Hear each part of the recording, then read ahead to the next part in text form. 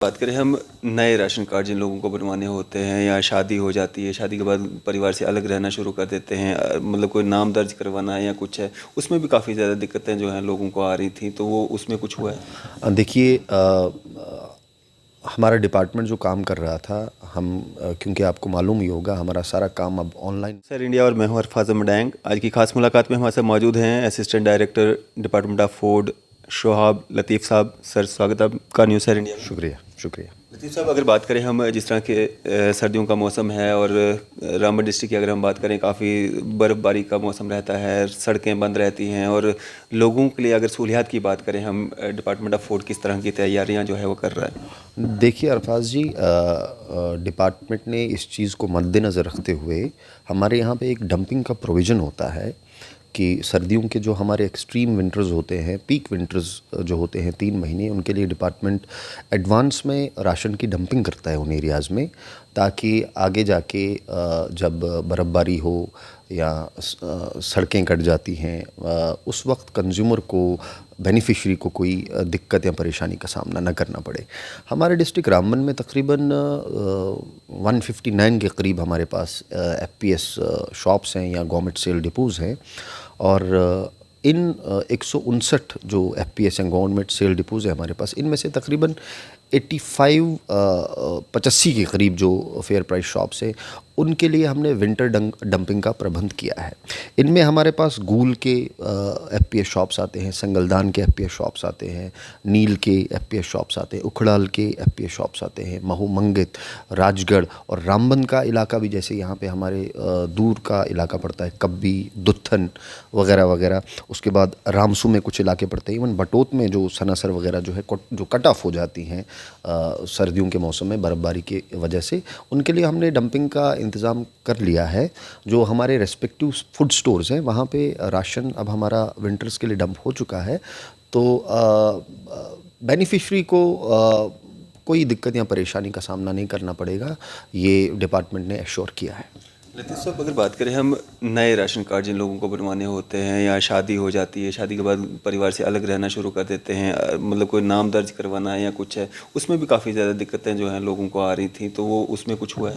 देखिए, हमारा डिपार्टमेंट जो काम कर रहा था, हम क्योंकि आपको मालूम ही होगा हमारा सारा काम अब ऑनलाइन मोड पे हो गया है। हमारे कुछ 2-3 पोर्टल्स हैं, जैसे अन्न वितरण है, हमारा आरसीएमएस का पोर्टल है। पहले हम ईपीडीएस पे काम किया करते थे, जो हमारा डेटा सारा था वो ईपीडीएस पोर्टल पे था।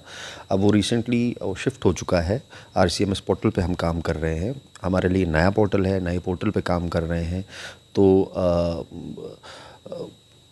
नए जो आप राशन कार्ड की बात कर रहे हैं, देखिए हमारा जो राशन कार्ड एट प्रेजेंट या राशन जो हमारा डिस्ट्रीब्यूट होता है, वो 2011 सेंसस के मुताबिक हो रहा है। तो और उसी सेंसस के मुताबिक वो राशन डिस्ट्रीब्यूट होगा जब तक नया सेंसस ना हो जाए। अब तो ऐसा मतलब माहौल बना है कि एक फैमिलीज़ की 4 फैमिलीज़ भी बन चुकी हैं या बन रही हैं। तो जैसे ही न्यू सेंसस के फिगर्स हमें अवेलेबल होते हैं, और उसके साथ साथ ही फिर नए राशन कार्ड्स बनाने का जो सिलसिला है वो भी शुरू होगा, और ये एक पॉलिसी मैटर है। इस पे जो डिसीजन है वो हायर लेवल पे लिया जाएगा, और बेनिफिशियरी के इंटरेस्ट को देखते हुए जो भी डिसीजन होगा वो लिया जाएगा। जी सर, जिस तरह से हर राशन कार्ड डीलर के द्वारा जो राशन दिया जाता है वो फिंगरप्रिंट जो है उसका लिया जाता है, तो कई लोगों का देखा जाता है कि नेटवर्क का इशू रहता है या कुछ काफ़ी समय लग जाता है, या कोई बुज़ुर्ग है उनका मतलब अंगूठे में मतलब आप देखेंगे वो परेशानी रहती है, नहीं मतलब पकड़ पाता है, राशन से महरूम रह जाता है, उनके लिए कोई रियायत नहीं रहती है इसमें? जी देखिए, बड़ी जेन्युइन बात है। अभी हमारे यहाँ पे भी बायोमेट्रिक अटेंडेंस हो गई है, तो मैं भी सुबह जब अटेंडेंस के लिए अपना अंगूठा लगाता हूँ, मुझे भी 3 बार अंगूठा लगाना पड़ता है। पहली बार में कभी मॉइस्चर होता है उंगली में, कभी कोई हमने चीज़ पकड़ ली होती है, कहीं अपना उंगलियाँ यूज़ की होती हैं। फिर मैं क्या करता हूँ, I try my other finger, मैं दूसरी उंगली वो पंच करने की कोशिश करता हूँ या तीसरी करता हूँ, और वो हो जाता है। तो क्योंकि ये एक बायोमेट्रिक जो डिवाइस होता है हमारे पास, ये जो इसका स्कैनर होता है, कभी कभी मॉइस्चर की वजह से कोई धूल मिट्टी की वजह से ये स्कैनर थोड़ा मतलब डिले से काम करता है, या कभी चूंकि ये नेटवर्क पे काम करते हैं, मोबाइल नेटवर्क्स पे कनेक्टिविटी पे काम होता है, कभी कभी नेटवर्क में आपको पता है जब हम मोबाइल भी यूज़ करते हैं नेटवर्क कभी अप एंड डाउन सिग्नल तो होते रहते हैं, उस वजह से दिक्कत थोड़ा करना पड़ता है, डिले हो जाता है। बट चूंकि अब आधार बेस्ड ही हम काम कर रहे हैं तो आधार बेस्ड ही काम होगा। अब जहाँ तक सहूलियत की बात है, हमारे डिपार्टमेंट ने ये चीज़ इंश्योर की है कि अगर कोई बुज़ुर्ग शख्स है या कोई डिफरेंटली एबल्ड या स्पेशली एबल्ड लोग हैं, उनके लिए तो हमारे पास नॉमिनी फैसिलिटी पड़ी हुई है।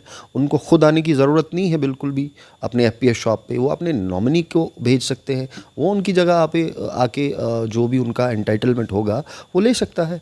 उनके लिए हमारे पास पूरी सुविधा मौजूद है। बाकी जो अब आप जैसे मेरे जैसे जवान लोग हैं, जब हम राशन लेने जाते हैं तो ऑब्वियसली अगर काम नहीं कर रहा है डिवाइस हमारा स्कैनर, तो हम तो वेट कर सकते हैं, 5-10 मिनट तो हमें वेट करना है, चाहे वो नेटवर्क की वजह से हो, चाहे या फिर हमारे अपने किसी रीज़न की वजह से हो। तो I think we can bear that. तो इसके अगर हम फ़ायदे की बात करेंगे, इसमें करप्शन, काला बाज़ारी, मतलब इसमें कितना रोकथाम हुई है? नहीं नहीं, वो अब दैट चैप्टर डजंट एग्जिस्ट कि काला बाज़ारी हो या करप्शन हो। देखिए हमारा जो राशन है ऑनलाइन, हमारा सारा जो एलोकेशन का प्रोसेस है, डिस्ट्रीब्यूशन का प्रोसेस है, ये सारा ऑनलाइन मोड पे है। हमारा हर एक डीलर का एलोकेशन, उसकी डिस्ट्रीब्यूशन इस वक्त सेंट्रल गवर्नमेंट दिल्ली में बैठ के दे सकती है। दिल्ली में क्या, हिंदुस्तान के किसी भी कोने में बैठ के देख सकती है। जितना राशन एलोकेट होता है हमारा जो डीलर है वो उतना ऑनलाइन डिस्ट्रीब्यूट करता है। जो उसका बैलेंस रह जाता है, जो वो नहीं कर पाता, वो उसका as a closing balance treat किया जाता है। वो उसको नेक्स्ट एलोकेशन में उतना राशन जो है वो कट जाता है या कम होता है। तो अब वो पिल्फरेज वाला जो चैप्टर है that doesn't exist any more. कोई करप्शन, ब्लैक मार्केटिंग, काला बाज़ारी, इन शब्दों की वो जगह नहीं है अब हमारे यहाँ डिपार्टमेंट में, डजंट एग्जिस्ट एनी मोर। इल्ज़ामात लगते थे, लेकिन अब now the things have totally changed. और ये खुशकिस्मती की बात है कि सारे लोगों ने इसमें साथ दिया, चाहे वो हमारे डीलर हजरात थे, चाहे बेनिफिशरी लोग थे, सब ने बेयर किया। चाहे जो भी हमें चेंजेस या रिफॉर्मेशंस लानी पड़ी, सब ने इसमें साथ दिया। और टुडे वी आर टोटली, आप बोलेंगे, एक ट्रांसपेरेंट मैनर में ऑनलाइन मोड पे काम हो रहा है। लतीफ़ साहब, आने वाले समय में और क्या कुछ बदलाव करने जा रहे हैं? और ख़ासकर अगर शोएब लतीफ़ की बात करेंगे, हम जहाँ पे भी रहे, जिस महकमे में भी रहे, कुछ ना कुछ बदलाव करके गए हैं, तो यहाँ पे क्या बदलाव करने वाले आने वाले समय में? हाँ देखिए अरबाज जी, हाँ आपकी माध्यम से मैं एक बहुत इम्पोर्टेंट मैसेज देना चाहता हूँ। हमारे यहाँ एक और प्रोविज़न, एक स्कीम है जो गवर्नमेंट ऑफ इंडिया ने शुरू की है, जो हर स्टेट में चल रही है, हर डिस्ट्रिक्ट में चल रही है और हमारे यहाँ भी चल रही है, one nation one ration card वाली स्कीम। इसमें ऐसा होता है कि जो बाहर के लोग हमारे यहाँ किसी भी रीज़न से आके रह रहे हैं, चाहे वो यहाँ पे एम्प्लॉई हों, चाहे वो यहाँ पे काम कर रहे हों, लेबर हों, स्किल्ड अनस्किल्ड व्हाटएवर, तो उनके लिए ये एक प्रोविज़न है कि वो अपना जो उनका लीगल एंटाइटलमेंट है राशन का, जो उनको अपने वहाँ स्टेट में मिलता है, वो यहाँ पे भी वो अवेल कर सकते हैं।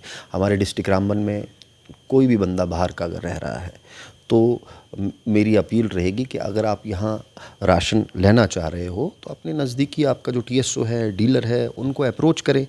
उनको कोई ज़्यादा इसमें फॉर्मेलिटी है ही नहीं, कोई ज़्यादा फॉर्मेलिटी इसमें है नहीं। बस आपका अपना एक राशन कार्ड होना चाहिए, आधार सीडेड होना चाहिए।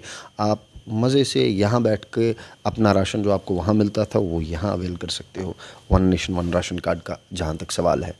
दूसरा, हमारे यहाँ अगर मैं स्टैटिस्टिक्स की बात करूं, हमारे डिस्ट्रिक्ट रामबन में तकरीबन इस वक्त हमारे पास 65,000 के करीब राशन कार्ड्स हैं। और इन 65,000 राशन कार्ड्स में हमारे पास जो है तकरीबन 62 से 63%, 62 to 63% हमारे पास पीएचएच या जिसको बीपीएल कैटेगरी कहते हैं उसमें राशन कार्ड्स फॉल करते हैं। तो मेरी सबसे यही गुजारिश रहेगी लोगों से कि ये जो एक तरह का फैसिलिटी या एक तरह का बेनिफिट जो डिफरेंट कैटेगरीज़ को मिलता है, इसका मकसद यही होता है कि कुछ देर बाद, कुछ वक्त के बाद, कुछ टाइम इंटरवल के बाद उनका जो है, उनकी वो ज़रूरत फिर पूरी हो के वो उनको बेसिकली अपलिफ्टमेंट के लिए होता है। अब बहुत से ऐसे लोग हैं जिनका एक वक्त पे जो बीपीएल होते थे या पीएचएच को बिलोंग करते थे, लेकिन आजकल मतलब आज तक उनने मेहनत की, उनका रोज़गार हो गया या वो और ज़्यादा अच्छा कमाने लगे, बट स्टिल वो अभी भी उसी बीपीएल राशन कार्ड के उसमें बहाने से वो सब्सिडाइज राशन ले रहे हैं।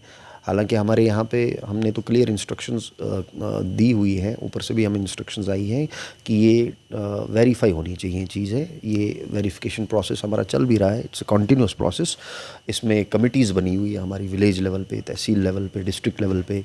टाइम टू टाइम जब भी हमें रिकमेंडेशंस आती हैं तो इसमें चेंजेस होती रहती है। मैं लोगों से ये असल में बोलना चाहता हूँ, मुद्दा जो मेरा है कि आप ख़ुद सामने आ जाएं। अगर आपको लगता है कि आपको अब इस बीपीएल ज़ुमरे की और ज़्यादा ज़रूरत नहीं है, आप सामने आके ख़ुद हमारे सामने आएँ, जनाब ये लीजिए मैं बीपीएल अब नहीं रहा हूँ, अब मैंने तरक्की की है तो अब मेरा बीपीएल चेंज करके आप एपीएल कर दीजिए। उससे या क्या होगा, काम तो ये होना ही है, लेकिन उससे थोड़ा हमारा काम आसान हो जाएगा, हमारे जो मुलाजिम हैं उनका वक्त बचेगा, वो दूसरे मतलब काम कर सकते हैं।